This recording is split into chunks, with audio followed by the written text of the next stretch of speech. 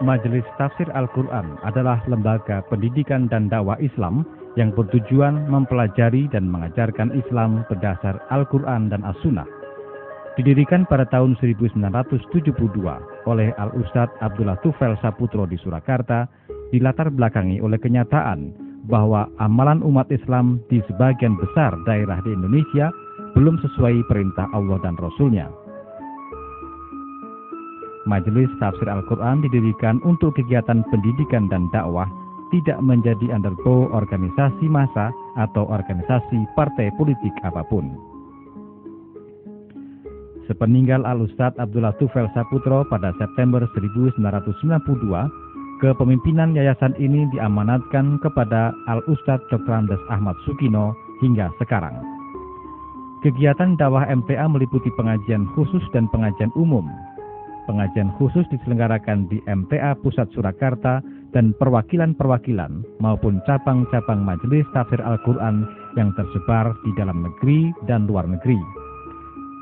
Cabang Majelis Tafsir Al-Quran berada di 159 tempat dan 31 perwakilan di tingkat kota atau kabupaten. Sedangkan di luar negeri, yakni di Jepang, Korea, Malaysia, dan Norwegia, dikelola para mahasiswa S1 hingga S3 dan pekerja. Untuk mengkoordinasikan kegiatan kemajelisan, seluruh pimpinan cabang dan perwakilan se-Indonesia berkumpul setiap Ahad siang. Pada pertemuan ini, segala masalah menyangkut kemajelisan dan keumatan disampaikan kepada pimpinan pusat agar diketahui dan dicarikan jalan keluar apabila muncul kesulitan.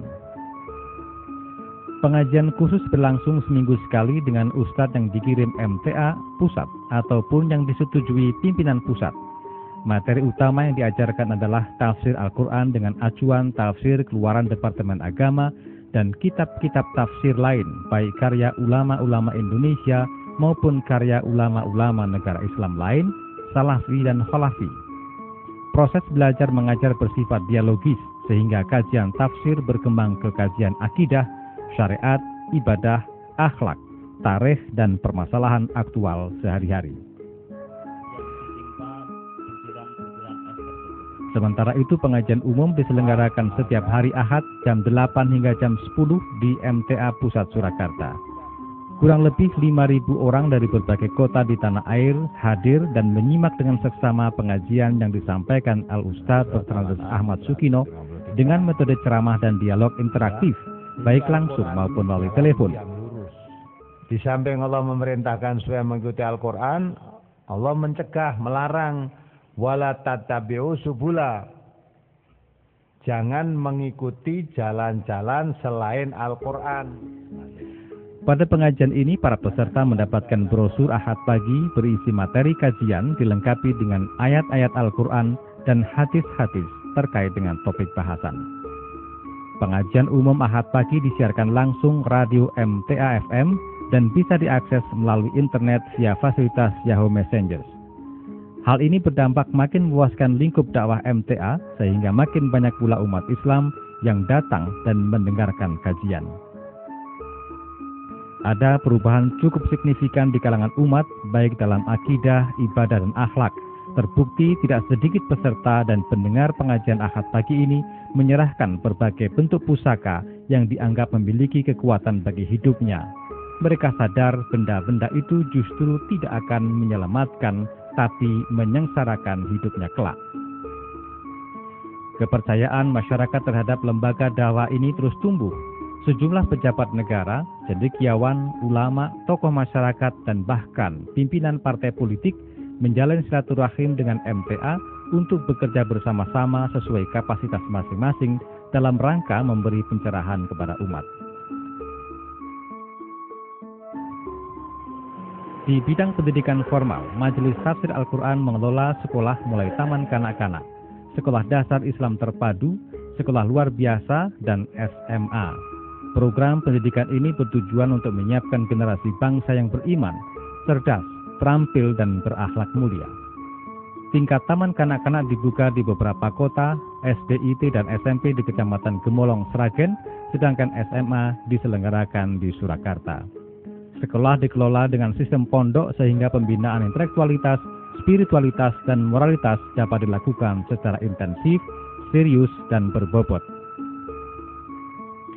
Dalam bidang sosial, Majelis Tafsir Al-Quran juga ikut ambil bagian untuk penanggulangan bencana di tanah air dengan melibatkan satuan tugas atau satgas. Para satgas MTA ini bertugas membantu masyarakat mengatasi kesulitan saat dan pasca bencana di berbagai daerah, antara lain tsunami di Aceh, banjir di Jawa Barat dan Jawa Tengah, serta gempa bumi di Yogyakarta dan Jawa Tengah. Selain pendidikan dan dakwah, Yayasan Majelis Tafsir Al-Quran juga mengelola bidang usaha ekonomi dan kesehatan.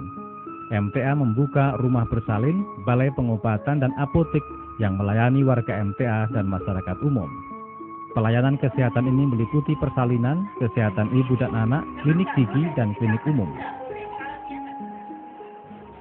Di bidang ekonomi, beberapa usaha yang dikembangkan adalah usaha bersama syariah, produksi air minum dalam kemasan bernama Kafur, percetakan dan pertokoan. Selama ini UB Syariah MTA mengelola tabungan mudarobah dan pembiayaan murabahah dengan aset lebih dari 19 miliar rupiah. UB Syariah MTA ini menjadi sumber pembiayaan untuk pengembangan ekonomi warga. Memasuki tahun 2009 menjelang peresmian gedung baru, MTA menyelenggarakan 7 kegiatan sosial Sabta Peduli Sesama. Peduli sosial dengan mengadakan bakti sosial dan pembagian kebutuhan pokok di Cepogo, Boyolali. Peduli lingkungan menanam ribuan bibit pohon di bantaran Sungai Bengawan Solo. Peduli ekonomi melalui bantuan bergulir berupa kambing untuk warga Blora, Pacitan dan Boyolali. Peduli kesehatan menggelar pengobatan dan pemeriksaan kesehatan di Surakarta. Peduli pendidikan, yakni pemberian beasiswa senilai 50 juta rupiah, peduli moral, dan terakhir peduli persatuan.